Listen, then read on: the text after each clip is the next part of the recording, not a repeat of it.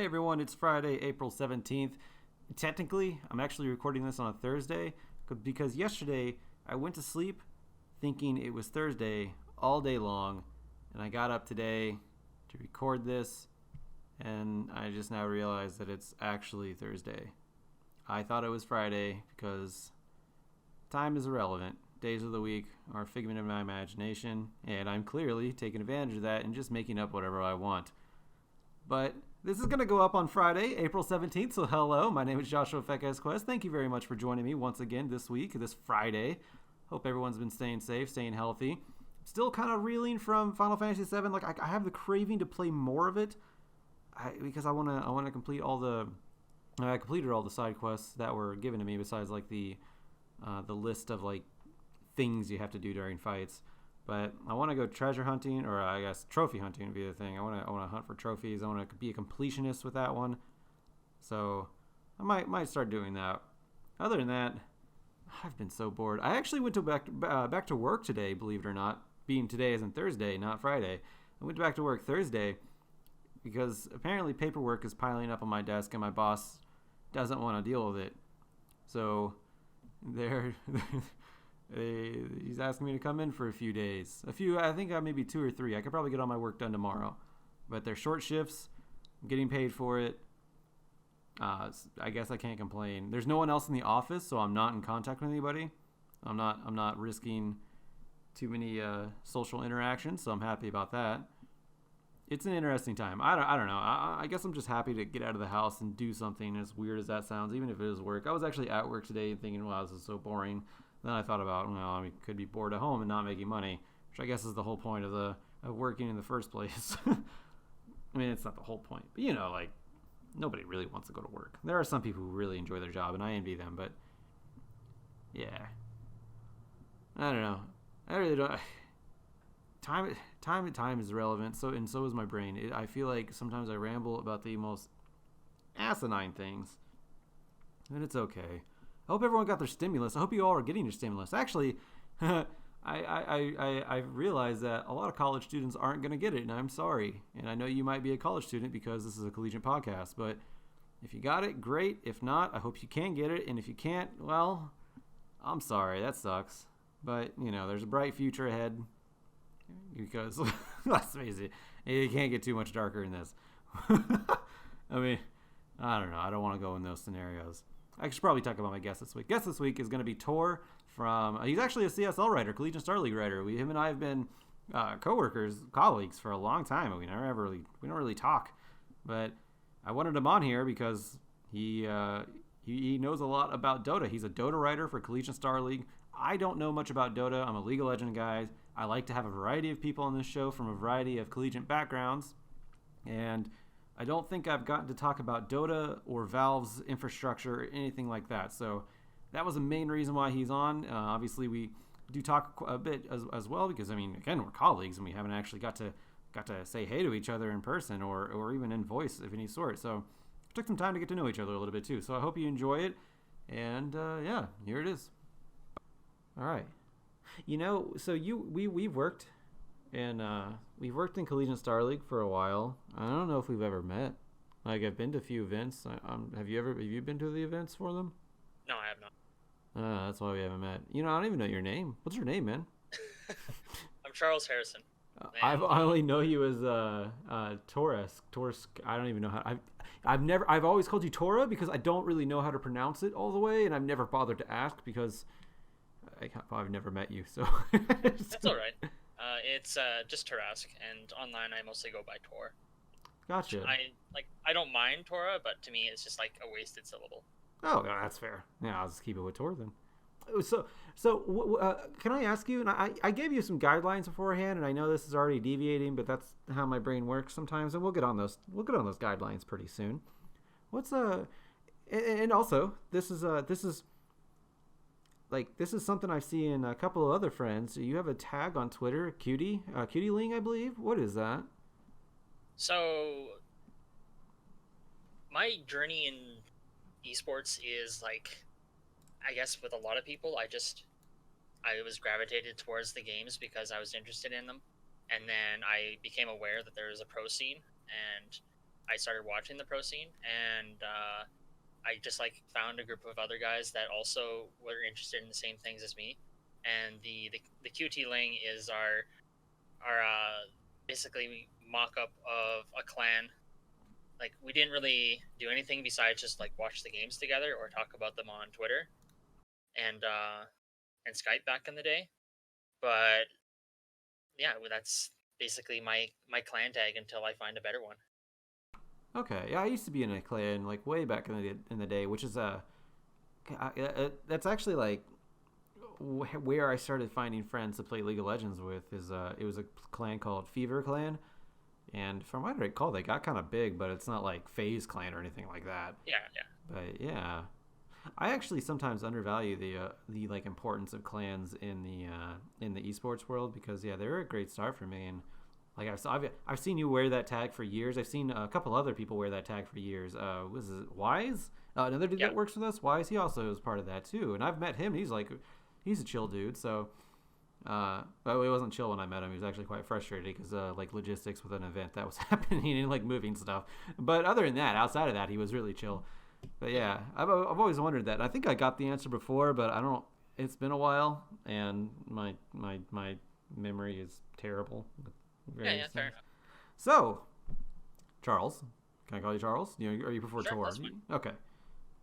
So how'd you get into esports? Like what gravitated you to esports, and how did you get into CSL?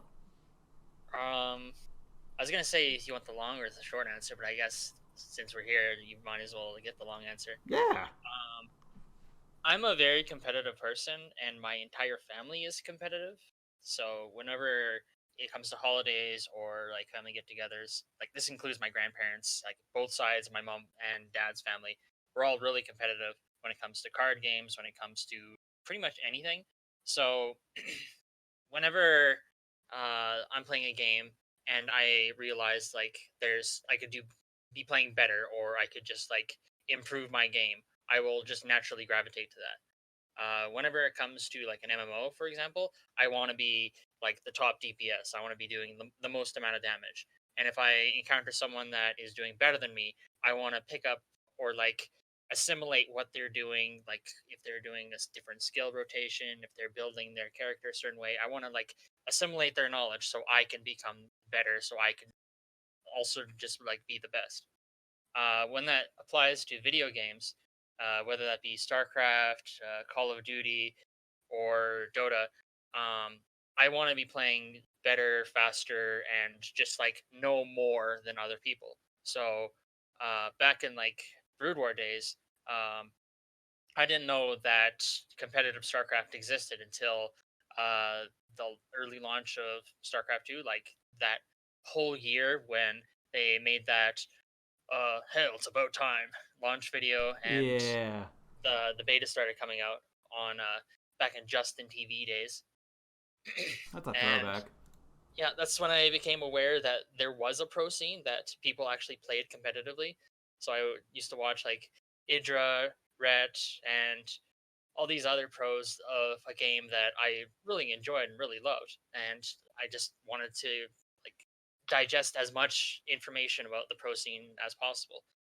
And then uh, Dota 2 came out. Then this is back in this is 2013, 2013, 2014 days. Yeah. Yeah. Um, I had played a lot of Dota 2 back in those days, or I guess Defense of the Ancients. And to me, it was just a fun game to play with friends. It was like just a custom, and I had no idea that competitive Dota existed. Like esports was still kind of in the fledgling area I think it was back just in like around like Star. 2012 or so. Yeah, it was just around kind of was focused around StarCraft at the time, right? Yeah. Like Yeah. for me, the era of esports is centered around StarCraft, and everything else just kind of huddled around that. The fighting game community, they have their own kind of thing, and some people in the fighting game community just don't even like it being called esports. But to me, esports was built on the shoulders of StarCraft. Like, yeah, there's like CS:GO and whatnot, but for me, it's StarCraft, and then everything else is like, hey, that's a cool thing. We could do that too. So, uh, going into Dota 2, it's like this is basically the perfect game for me because the skill ceiling. is just so impossibly high. There's just always something new to learn about the game because it's changing all the time. There's always some new trick you can learn about a hero, some new trick you can learn about the map, about items, interactions between heroes, interactions between players. And for me, it's like the ultimate game that you could just never know enough. And it seems that like every week I'm always learning something new about the game. And like it's not just like, oh, that's a cool thing. It's like something, wow, that's so profound. That'll change everything that I do about the game. And yeah, since 2014 or 2015, I've been part of CSL, and I've been writing for Dota 2. So what attracted you to CSL specifically? Because Collegiate, I mean, even back then, esports was very niche. I mean, obviously Yeah. it was built around StarCraft, and if you didn't play StarCraft, then it was hard to really get into a competitive esport that was recognized until these MOBAs came out, and then you get into Collegiate MOBAs, and that's even more niche. How did you gravitate toward Collegiate specifically? Well, just like esports, I had no idea that collegiate esports existed. Like I should have figured just because uh, just the natural progression of hey, I like competitive games. Maybe people in university and college would also like competitive games. So getting into CSL was kind of an accident in a way. Um, I had been watching way too much esports, whether that be GSL at 3 a.m. my time, or like watching TI and Beyond the Summit and just random Dota events.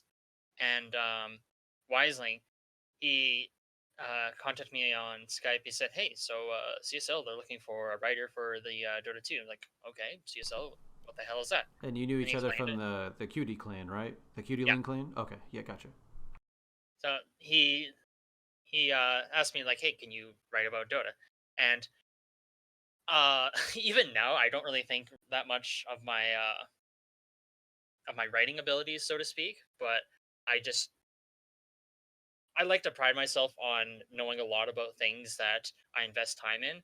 And at the time, they had no one to write for Dota, so I was like next best thing because I'm watching all these events. I might as well like talk about these events that I'm watching. It's like okay, yeah, sure. And then uh, I sent I think it was just like a recap of a event I watched or something. And then the editor at the time, Teresa, she said like, yeah, sure, you fit the bill. You seem to have uh, not terrible writing. I think she said that my Fair. writing was actually good. I can't remember though. But ever since then, my writing has gotten more concise, and I've been able to write shorter shorter articles, which it sounds bad, like oh you're only writing a page or a page and a half. It's like no no no. Like the editor, like the reader, they only want to read about a page and a half kind of stuff. No one wants the 3 page recap where I talk about every single thing that happened in the game. Right. I mean But that's why feature articles are so special because I mean that's oh something yeah, that's a more deep like dive and I still get to flex my analytical brain, so to speak. Like I still get to talk at length about subjects, but that's like once a month kind of thing. And trying to find those kinds of ideas is harder than writing the actual article itself. Like yeah. wrote a draft analysis article that I think got posted this week, and I could have written about 10 pages just on picking ambiguous heroes and masking information in the draft. But instead, I only stuck it to 3 pages, which my my editor was really thankful for. Yeah, and speaking of editor, the old one, the one that was there before, Teresa, that was the same Teresa that was on my first podcast for this season, Teresa Gaffney, who's now over at Messiah College, and yeah, so I've written a few articles for the League of Legends side because, I mean, you're fun fact, we both work at CSL. You probably already knew that though Yeah, yeah. by this point. Tor here is on the Dota side, which I'm very ignorant about, which is one of the reasons why I wanted him on here so we can talk about that. And I was on League of Legends side. I didn't write as much as some other people on the League of Legends side, and actually I feel like they had a really hard time keeping solid writers. And we had Julian for a while, but he went on to bigger and better things. And of course, Teresa and Matt Howard, and now they're both kind of moved on. But during that time, I actually wrote a few articles, only a very small handful, and they were mostly like rankings of some sort. And I did like I think one feature article on the Path Beyond Collegiate. But my point is that Teresa put some confidence in me and like helped me get over my slump of writing, because I'm pretty sure that she's like one of her best qualities is she can find the best out of anybody and bring that forward. So you were saying that you don't even feel like your writing is best, but if you talk to Teresa, I mean she'll tell you your writing is fantastic. Just it's a team effort. Keep going, because obviously there's writers and there's editors, and if there weren't any editors, then trust me, I don't think there would be any writers that would publish anything worthwhile. At least I know that's how it was with me, because I needed Matt Howard to edit everything that I ever did, because I guess I'm terrible with APA format. Is it AP format? It's just AP format, right? Yeah, Associated Press. So, yeah, Associated Press. AP format. Fascinating. Yeah. Right. Yeah, I always like to say that I make the words and they make my words look good. Yeah, essentially, that's exactly what it is. Because my article is way better published now than it was when I drafted it, and I think I'm doing fine when I draft it, and then I get it handed back to me, and it has all these errors, and I realize how bad I am. That's why editors are here. Oh my gosh. Yeah, whenever I make an article, I'm always going through it about 2 hours later, just with after I finish writing the article, I take about 2 hours for just like the thinking engine to slow down, so I can go back to it with a fresh mind and look at it and see like, oh, why is that sentence there, and why the hell did I have to talk for 2 paragraphs about this? Like, every time that I complete my article and then it's edited, then published, and then I can look back to see what did and did not make the cut, I can improve my writing a little bit more and make their job easier. Like, I don't want to like cut them out of the writing process, but like every little bit that I can do to improve my writing to make their job easier is just something that should be pursued, in my opinion. No, definitely. I'm just not smart enough to do that. I mean, obviously, to be frank with you, I'm terrible at editing my own stuff. With that being said, I do want to talk about Collegiate Dota, because I've had somebody from that's familiar with Overwatch. We talked about Tespo. I've had a couple people actually. Well, one of them that actually works for Tespo on here. That should be coming out sometime soon, next week or two. But and of course, League of Legends. I'm totally familiar with the Collegiate League of Legends system, the circuit, Riot Collegiate League of Legends, their RSAA system, and all that. What is so? For anyone who doesn't know, Dota 2 is owned by Valve. What does Valve do for the Collegiate system? Because from what I understand, especially their CSGO, they're pretty hands-off. Is that still how it is, or are they given some sort of acknowledgement of any kind? Technically, for Valve, their interaction with the CSL side for Dota 2 is that they don't have an interaction. That might not be the case. Like, I don't know, like financial side or like any of the official bits. But most of my interactions, I guess all my interactions, are between myself, my editors, and like players and coordinators. As far as like what Valve does for Collegiate Dota 2, their upcoming seasonal changes kind of has an impact on the CSL side, but not really. It's more an interaction between the players that actually want to pursue a competitive pedigree, I guess you'd say, in playing Dota 2. Because for a lot of players, this goes across all games. For a lot of players in collegiate games, it's just a pastime. It's something to do in between classes, something just because they enjoy it, just because they have fun.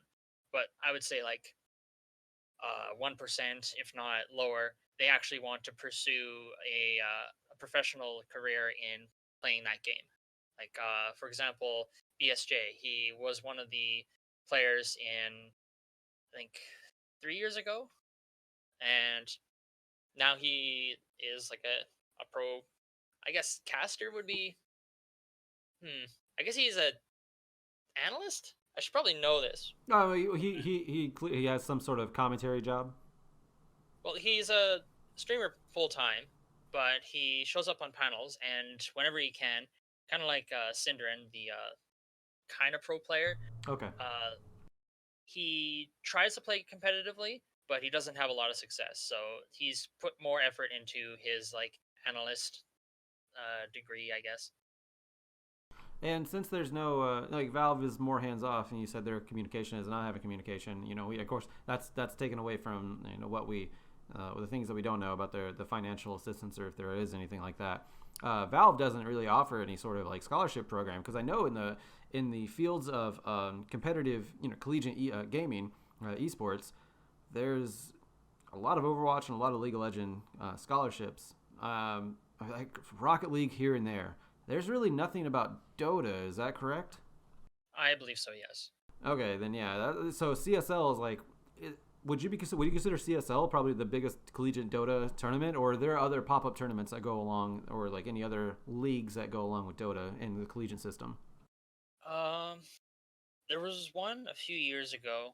It wasn't as big as CSL, but there was one. It was like our, I guess, leading competitor, if you want to say that. I AVGL. can't remember. Mm, They I were can't remember the name of it, they were our but it wasn't. competitors for league. I know that. It wasn't Tespa because Tespa doesn't really do anything for Dota. But there Yeah. was another a league that did like face it kind of tournaments. Okay. Well, that's fair. So there's really not that much support. So pretty much whenever like you said, this is strictly a pastime for the players. Like it's an experience, it's pastime, and if they have ambitions to go to pro or semi-pro, then collegiate is, and they're already in college. Then collegiate's their best way of doing that and preparing for that. That's essentially just how it is. It's pretty bare bones. Sort of. Not to get. I guess I could get on a tangent because it's Please do. about this. Um, one issue I have with the CSL and I guess collegiate esports in general is that the players are students first and players second, which that will always limit the amount of competitive potential of the players, of the leagues, of the teams, and everything involved with that. And that's fine. I wouldn't change that at all. But my only concern is that the players that want to pursue the more competitive aspect, that want to like either make a life of this or try to make a life of this, they have more hurdles in their way because they might be playing on a team that like two of the players want to do like the pro route, and the other three they're doing it just because they didn't want to play volleyball that semester. So the two players, uh, for them trying to make a life of it, trying to actually pursue that professional avenue is that much more difficult because they just don't have the community around them or uh, the people around them to help facilitate that. And one issue that I've tried to discuss with other casters, other players, other like even professional players. Like I talked to Monkeys Forever at TI8 for like 2.5 hours about this. That there is really no route to become a professional to like eventually break into the pro scene. The current route is play enough Dota until a pro recognizes you, and then voila, you're a pro. Wait, there's not even an amateur scene, or is this just strictly collegiate talk? I'm like this is just in professional Dota in general. Okay, that was Like actually we're yeah, that was my next question was if there's a like some sort of amateur system that's built in for Dota, like going outside of collegiate. If there's like if some of the you were mentioning if the one of the members in the collegiate team that wants to be serious, and even though he's not in that specific, or they should say that they're not in that specific environment that is conducive of launching them, getting the most out of them, and helping them grow. Is there a system in the Dota scene, even outside of collegiate, that helps them, or like you said, do they literally just play until they impress somebody, the right person in the field? basically yeah. That's harsh. The upcoming regional changes to the next season or like the next year of Dota might change that, but I mean, until it happens, who can say what will and will not happen? Currently, like if you want to compare it to football, for example, there's like the Bantam League, and then you can play like high school league, and then you can play in like university or college if you get a scholarship, or you could just play if you really want to. and then you either get scouted by a professional team or you don't. And then like you could play professional or you could play like semi-professional, I guess, or like weekend leagues if you want to. But the two things that everyone knows about Dota, like I would say, even League of Legends people that don't know anything about Dota, is that our prize pools are the most top heavy, Yeah. and our basically our tier 2 scene is basically dead. Interesting. Yeah, the prize pools for Dota were I mean, people from League of Legends, before we started doing the community pools for the top prize, we would always look at Dota and wonder like why aren't we doing that? Because I mean, this is exciting. This is way more exciting than $1 million. $1 million between an entire organization. Well, yeah, it's a lot of money, but still, it's like come on, it's like I mean, they're competing for like 15 million over in Dota, like more than that now, something huge. Oh, it was TI9. Yeah, I actually don't remember. I do try to watch a TI every season, but it was just because I that's my yearly time to watch Dota because I want to learn and I want to know something about it. I mean, Dota, when you have you ever play League? I played League briefly, like 6 years ago. It's so different. Like even the same style games, and same idea with such huge differences that it's even again with me being so familiar with a MOBA, it's hard for me to keep up with what is going on in Dota, and I would assume it might be the same way for someone in Dota looking over at League of Legends. But yeah, I try to educate myself at least once a year on Dota, specifically the TI. And again, that's actually one of the main reasons why I wanted you on here because I wanted to talk Dota because I don't know much about it, and I feel like a child when I'm asking some of these things. But you're no thanks for thanks for not making fun of me from these dumb questions. No, that's fine. I'm used to teaching brand new players all sorts of skills in my mentor status in Final Fantasy 14. Oh, you do that. So tell me about that because I actually was playing Final Fantasy 14 about 2 months ago, and I was I did it because some of my friends were playing it, and I was like, sweet, let's all join up and do stuff. And then one person one time did it, and then never after that. So I found a fellowship, which for anyone who doesn't know, in Final Fantasy 14, a fellowship is a quasi like a guild. It's like Yeah, you're talking about the free company. yeah. It basically is a guild for all intents and purposes. Well, I found a group of Las Vegas people, and since I'm in Las Vegas, it's like, okay, great. Maybe I can not be such an introvert because I have friends in Vegas who invite me out to things, and I'm like, I'm very upfront with them. It's like I really don't like going out. I'm like, I kind of just like being in my space. Like I'm in my office right now. I'm comfortable here, and I feel bad about that sometimes. So I'm trying to branch out a little bit. So I joined, and I'm sorry if I'm like going on a rant here, but No. excuse me, but yeah, I joined this fellowship. It's like, cool, maybe I can make some friends in Vegas because I love Final Fantasy. I don't love Final Fantasy 14. I think it's a fun game. I don't really like MMOs, but I joined it to just get something new. And again, I thought I was going to be playing with friends, and that was a joke on me. But whatever. I love Final Fantasy, so I was like, cool. All these people love Final Fantasy. And then I joined it and I realized they don't even give a shit about Final Fantasy. Just like Final Fantasy 14 because they just like MMOs. And apparently Final Fantasy 14 is a good MMO. I got so pissed. Like, I'm still in the Discord, but it's like, you guys, I have nothing in common with any of you. I mean, I probably do. I'm just being bitter at this point. That's just bad luck. Yeah. Ironically enough, like I enjoy Final Fantasy, but I was more interested in like the FC that you are disenfranchised with. Yeah. I'm more interested in the MMO side, and I joined a NFC that they all love the shit out of Final Fantasy. Like every single one of them has played most of the Final Fantasies. They'll talk about their favorite segment in Final Fantasy VIII, their best bosses in Final Fantasy IX, how much they're looking forward to Final Fantasy VII, etc., etc. Ooh, that got dropped tonight. Actually, it got dropped a week and a half early, and I wasn't prepared for it. I still have to wait next week because I'm still unemployed because of the layoff in Vegas. I mean, I'm not on furlough technically, but I gotta like be careful with my money. So yeah, I'm not prepared for it. I'm kind of sad. Like I really want to play it, and it's gonna take me about a day to download because my Wi-Fi here sucks, and that's what my PlayStation's on. But yeah, I really want to play Final Fantasy VII because I love Final Fantasy, and that's actually really cool about Final Fantasy XIV is that they have so many callbacks and Easter eggs and all that and references to Final Fantasy's past, present, and I'm assuming with patches, future as well. Oh yeah, because they have the car from 15 in there. I forget the car's name, but yeah.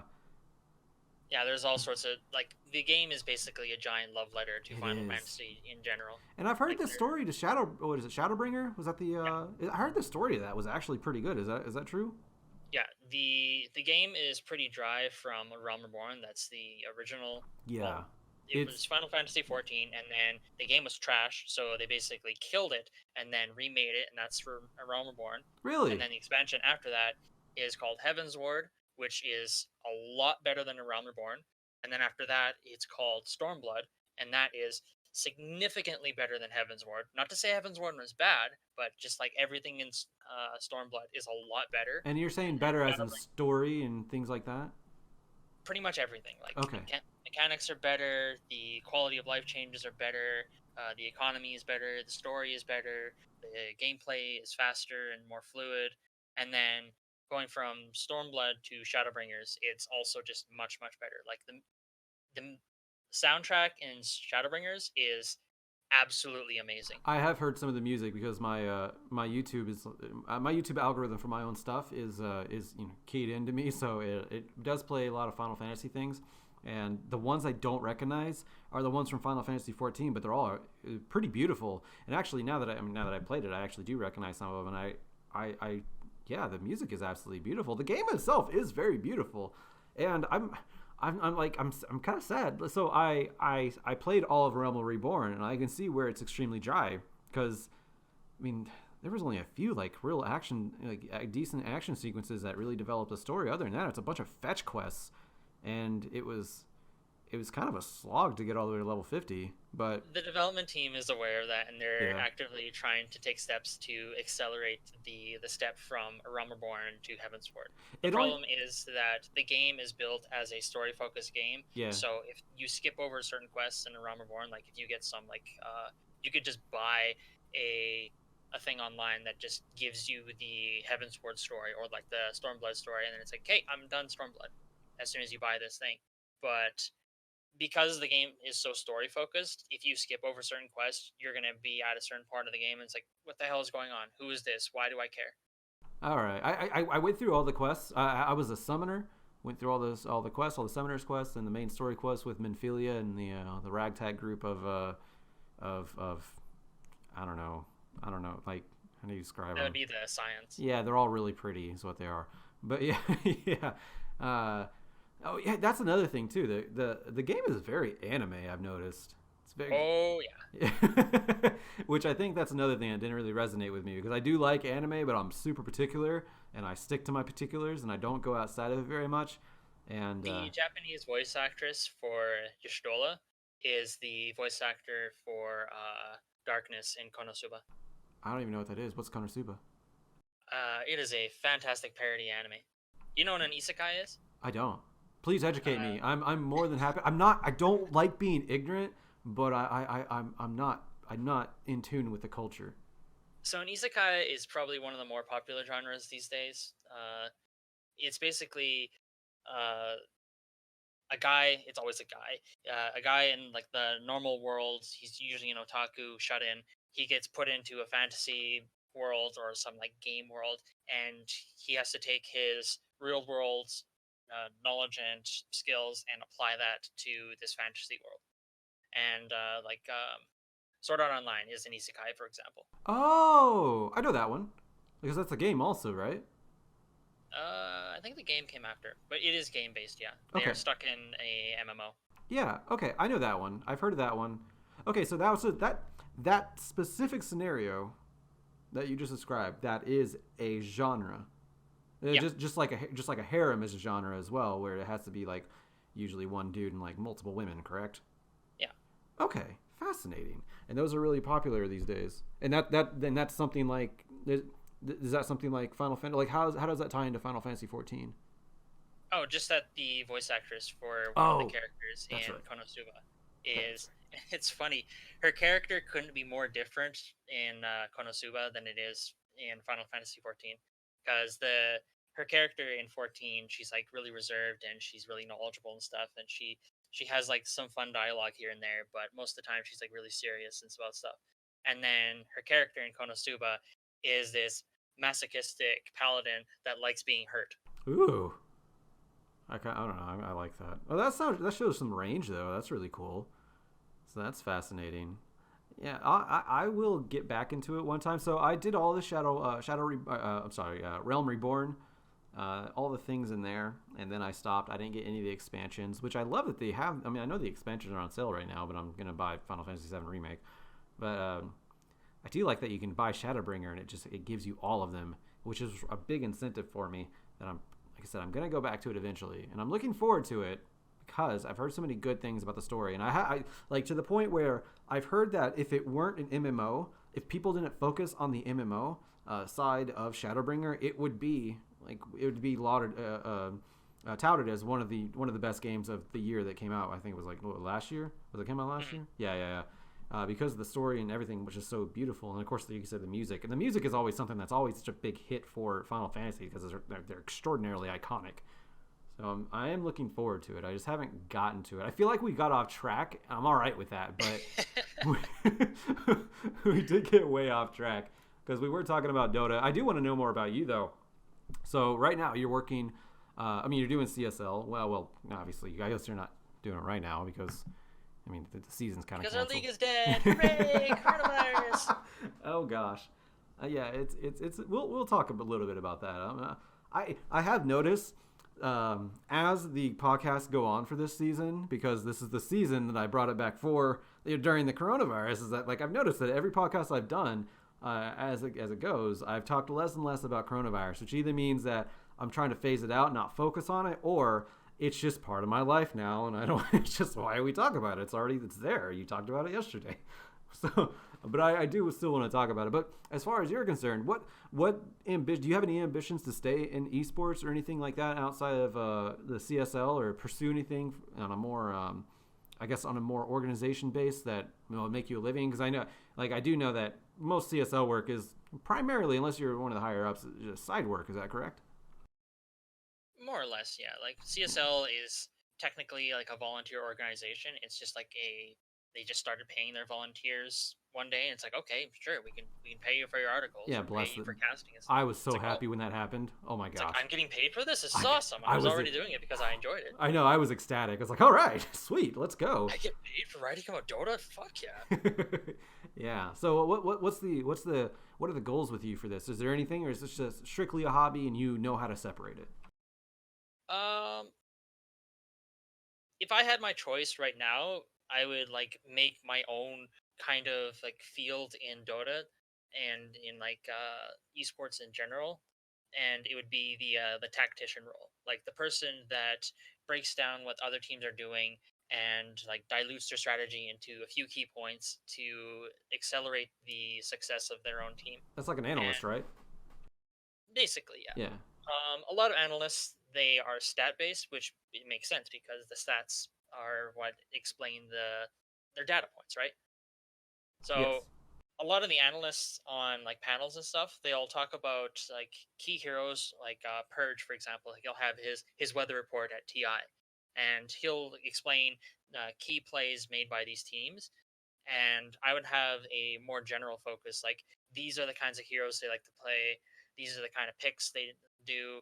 This is the pick order. These are the heroes they pick this hero and they can run it in these different positions. And that's kind of a skill that a lot of managers and a lot of coaches have, and a lot of players will pick up over time. But I would like to do that for a team so my team can focus on playing itself. And is that something that you're pursuing? Kind of, sort of. It's the issue with esports, and a lot of people have said, like a lot of people that have been in esports for a long, long time have said this about esports, is that to get into esports, you have to make your own job. Like you can't just the scene for professional esports is so saturated right now, and the people Oh yeah. that are in those positions are so young and so experienced in those positions that like they basically made the position themselves. They made the caster position. They made the camera person, like the observer position. They made the analyst position. They made like the host position. All these positions they made themselves because it's like you see a need, you fill that need.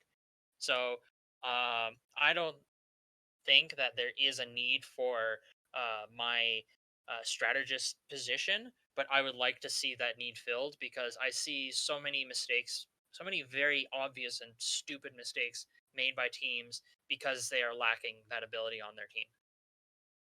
Okay, fascinating. Yeah, and I don't. And again, I don't know the steps of Dota. I mean, you said it's pretty hard because you have to either go pro or nothing. Is that correct? Or just well, yeah. Oh, if that's the case, how would someone like that? Because yeah, being a professional player, you just play high ranked Dota, and I hope you impress somebody. If that's the case, like if you wanted to be a manager or a coach or anything like that, how do you impress an organization that way? Because you can't really translate that specifically onto the I I don't know what they call their field in Dota, but you can't just transfer that into the game while you're playing, can you? I think for the most part, whenever it comes to like a manager or a coach position, or like any kind of not playing position, it's like, or even if it is like a playing position, just say you have like four people and you need a fifth to field out your team. It's like, hey, I know a guy. He plays a lot of like Clockwork, for example, or he plays a lot of Mars. He's a very good Mars player. And then they'll get them on the team. They'll try him out for a while, and it's like, okay, this works out, and then they'll have him on the team.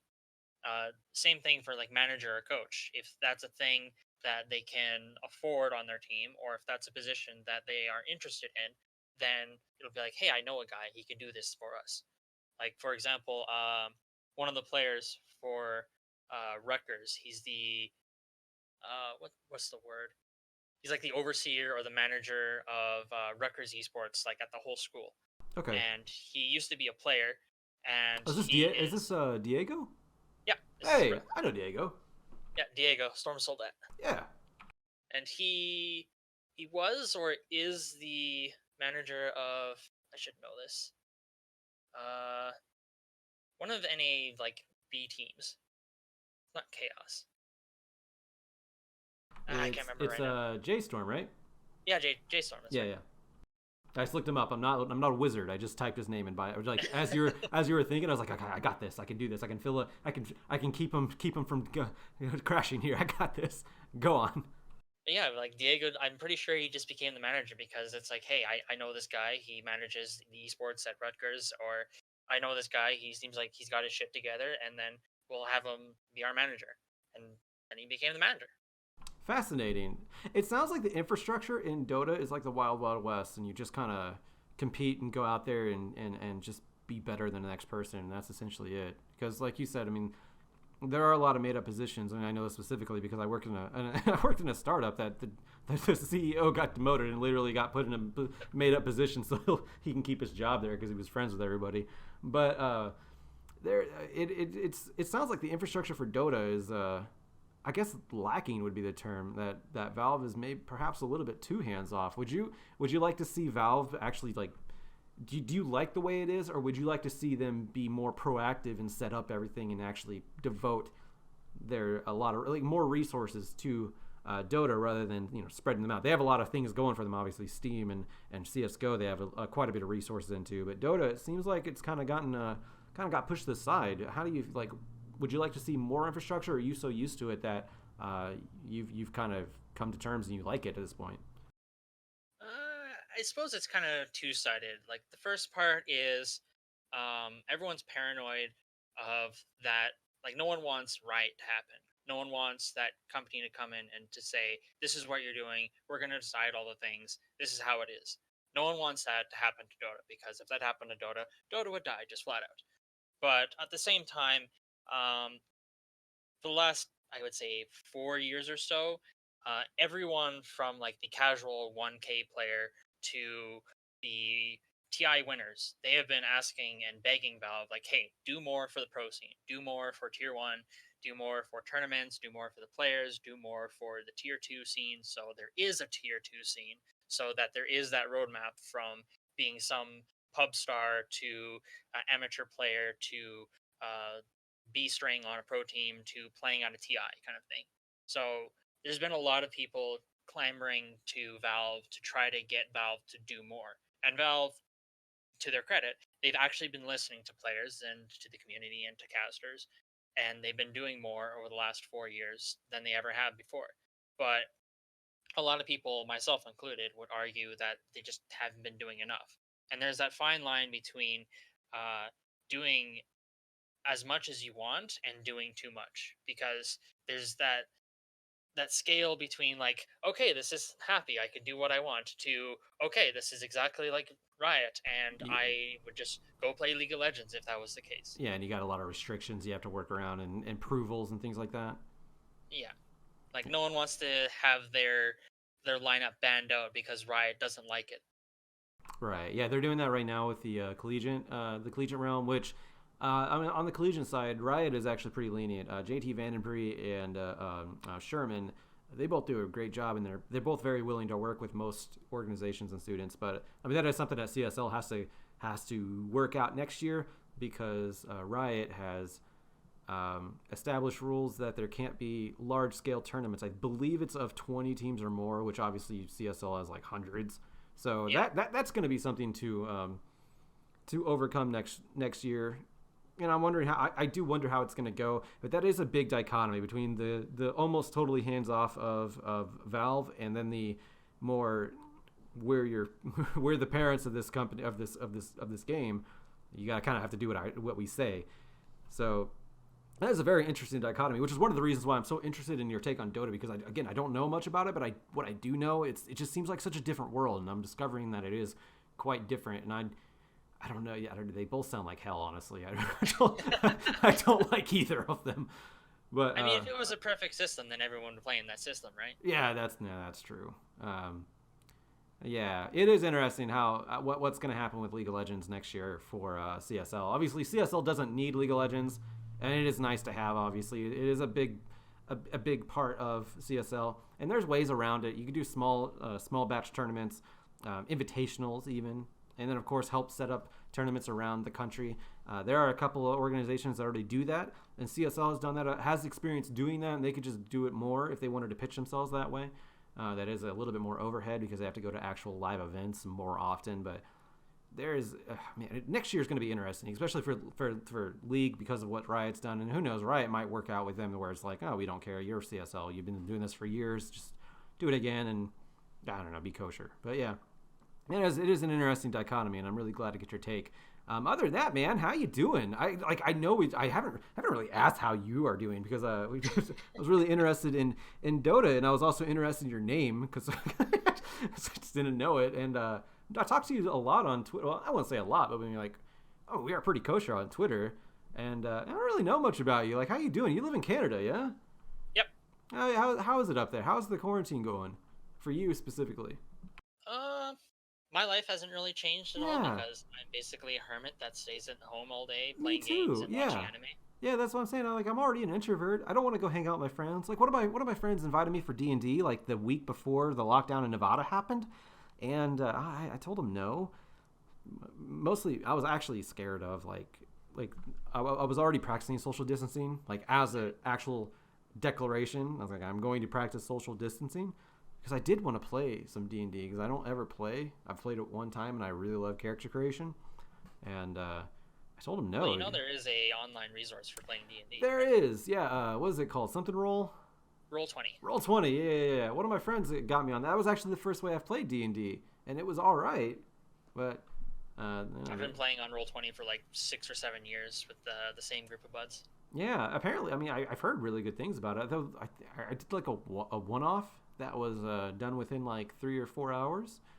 So I mean, that was easy. But yeah, I've maybe I should contact him and say. I mean, at this point, I'm deviating my own thoughts. But so I'll get back to you. So pretty much nothing's changed for you. So you're like, I mean, The only change really is that the times that I want to go out to, like, to see a movie or to Like if I have a hankering for like some Japanese food or something, like I can't really because the theaters are all closed and a lot of food places are closed or they're only doing like takeout orders. Right, or delivery. Um, to go see my mom at the university nearby, like she's just not working there right now. She's working from home.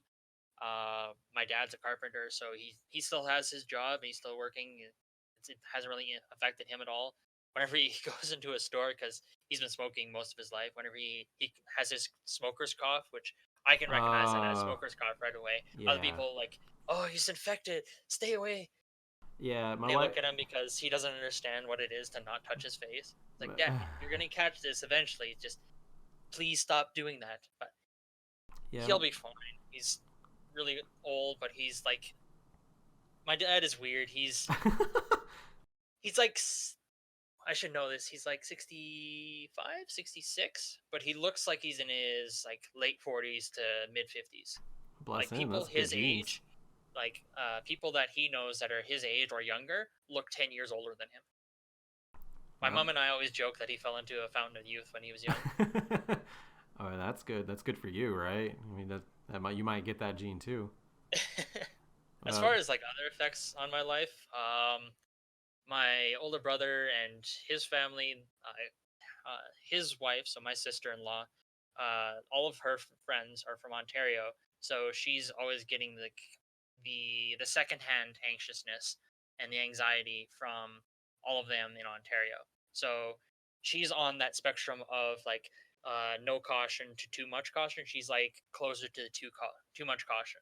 So whenever yeah. he goes out for work, because he's a heavy duty mechanic, Okay. whenever he goes out for work, she's always like, "Oh, make sure you wear gloves. Make sure you don't touch your face." And he's like, "I already do that." Like he's a clean freak, so this coronavirus basically doesn't impact him at all. Yeah. But since he has two kids, like my niece and nephew, that are I should know this as well, 4 and turning 2. I should know he's turning 5. You could lie to me. I wouldn't know the difference. Is that if that helps? But either way, like even if they did get it, it would suck. Like it'd be inconvenient, but they Right. wouldn't be in any kind of risk whatsoever. Okay. Like no one in my family has any kind of medical concerns besides the high blood pressure that my uncle and my mom have. Like if my mom got it, she'd be fine because she'd just stay at home and she just would like vegetate in front of the TV or just do whatever. Yeah. Like Just chill the out. only Let thing it that pass. the only thing that gets my mom is when she slows down. And I always joke that if she ever stopped working or if she just ran out of stuff to do, then she'd be like, "Okay, I guess I just might as well die." Oh Jesus. Oh, that's fair. I mean, my grandma was like that too. My grandma had cancer, breast cancer, and like after like once so she started doing chemo, and you know when you I don't know if you ever seen a cancer patient, but when they start doing chemo, they slow way down. Like everything makes them weak. Yeah, it just drains you It completely. does. So like 2 weeks into chemo, my grandma got a rhythm going. Like as far as like okay, she knows how much energy she has. She knows exactly what she can do. So uh, she created like plans to be able to still do all of her stuff around town and like church and everything. And like her whole family, me including, of course, were like, would you just sit the fuck down and let just rest, because she was like still running around, because she's one of those people too that if she's not busy, then what's the point of being here at the moment? So Yeah. yeah, some people just don't know how to rest, but I hope she's not going too crazy. Hopefully it'll be, you know, in a few weeks it'll be relieved a little bit more and she'll be able to go back to work. But yeah, for now, stir crazy. It is interesting seeing these like work heavy extrovert kind of people like cope with this sort of thing, because it's like normal for you and me. Like we're gamers, we chill anyways, and like in our own space. But well, these people who like to go out or like to be busy and work, and once they've cleaned the house once, what are you gonna do the next day? Like it's fun. It's been fun seeing them cope with it, because you can tell that they're going crazy. Even one of my friends played like physical cards. I was like, you don't have a PlayStation? Why don't you play some Call of Duty or something? Who the fuck plays It's always cards? funny seeing like I would say like the normies try to cope with coronavirus because for them they don't know what it is to have a hobby. They don't know what it is like for them they Their have hobby is going work out. and not yeah they have Yeah. work not work and like going out for dinner or something like that or like their not work activity is like sitting in front of the TV for 4 hours until they get tired and then like Right. pass out of there. So like my dad, he doesn't know what it is to have a hobby. So whenever he's not working, he just like sits in front of the TV and goes slowly crazy watching YouTube. Yeah, that's my grandfather would just build stuff at that point because yeah, he was one of those people that just sat in front of the TV and fell asleep. But I could tell on the weekend when he gets bored because he'll just start tinkering and building things. And Yeah, my like, grandpa's the same way. yeah, that's how he got a whole new deck, various other extensions on his house. Fascinating. People are interesting, and this has been a, if anything, a fun sociological experiment. You know, as long as people are being safe, I don't mind judging them, but I don't want anyone to get sick, obviously, like that. But it is really interesting seeing people cope with it in their own way, especially when they're used, like we said, their hobby is going out to dinner or going out to a club or a bar or something like that. Interesting. It's an interesting world, and I'm really glad you're a part of this one, though. This has been great. I really appreciate all of the knowledge that you dropped on me because I don't know anything about Dota. Well, I mean, I know a lot of it now, so There's always more to learn. Yeah, I know. That's how it is with everything, but I don't want to be that kind of encyclopedia. Maybe one day. I am like that with professional wrestling. I think people really underestimate. I think people think that I'm a fan of professional wrestling, which is understandable, but I don't know if they really understand how deep that goes. Like I've trained for professional wrestling. Like I know what it's like to take a bump. All these things, like not just the drug related one either, but like actual like fall on your back and learn how to fall and like take a body slam from a dude that's like 3 times your size. I know there's like fandoms, and I think the only one I've actually really gotten into is like League of Legends at one time, and I've like taken a step back from that. But like wrestling's like my jam. Like there's always something new to learn about wrestling. I'm like always wanting to learn esports. Like there's new stuff all the time. Is like I just got to pace myself at that point because I can only have one fandom, I guess. I don't know. Either way, I really appreciate you explaining these things to me. Thank you very much, Charles. Thanks for having me. Charles. Yeah, your name's Charles, not Charlie. Do you go by Charlie? Not at all, thank you. Tor. Yeah, Tor's fine. Thank you, Tor, very much. Sorry for getting on a tangent there at the end. This whole call has been nothing but tangents. I do that. All right. I don't mind. Yeah, I don't either. So let's end it there. I hope everything's gonna go well for you in the future, and I hope, if anything, stay healthy. Even if you guys can survive the virus if you get it, still not good to have. So stay healthy. Healthy in mind, healthy in body. Very much so. Thank you very much, Tor, and I guess I'll see you around Twitter. Yep. See you later. Have a good one. That was Tor. Thank you very much. I feel way more educated about Dota and about Valve's infrastructure. I don't know much. I think I mentioned this before. I didn't know much about Valve in general. I knew that they were kind of hands-off, but I didn't know any details or anything beyond that. So I like these sort of things for being able to educate myself because I do know I like specialize in Collegiate League of Legends. Like that's where my heart is. But I do like to know about all collegiate things. Like even when Heroes of the Dorm was out, I wanted to know about that. Of course, I kind of ceased my learning when they shut that down. But I do like to pride myself on just knowing things collegiate esports. I like to know it, and especially since I'm not going to be broadcasting on Collegiate League of Legends anymore, and I'm kind of taking a step back from a few other things. I feel like the best purpose I can serve is just being a warehouse of knowledge for things. So that's kind of my goal right now. I feel like I've said I have a lot of goals with this podcast, and they're all true, but I do have. I should probably just write down my mission statement for these things. Probably help out. It's one of those times I'm rambling again, and I'm sorry. I guess my brain is just fried. I don't know. Maybe I should go smoke something. It's legal here in Nevada, so it's fine. Don't worry. But yeah, cleaned yesterday. That was good. I'm getting off track, and I can tell. I think I might go play Chrono Cross. I think I'm gonna acquire me some Chrono Cross. Just delve into another RPG. I played some Rainbow Six the other day. Did some fantastic call-outs. At least I thought so. And no one else was communicating, and we lost when we didn't have to, and that just set me in a spiral of annoyance with that game right now.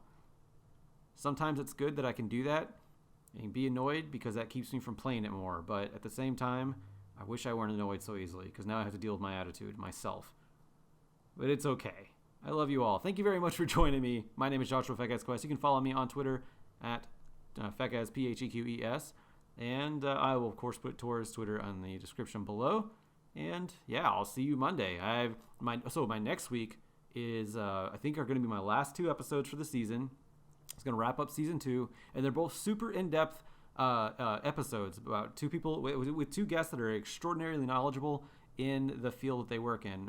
Obviously, Collegiate League of Legends. One of them over from Boulder, Colorado. Another one is, the last one. I'm actually going to leave as a surprise. Just know that they have a whole wealth of knowledge on Collegiate League of Legends, and it was truly an honor to sit down with them and just talk about their journey and how things came to be. So look forward to that. I know I am, at least for it to drop. It's already recorded. Very excited about that. So once again, thank you very much. I will see you next week.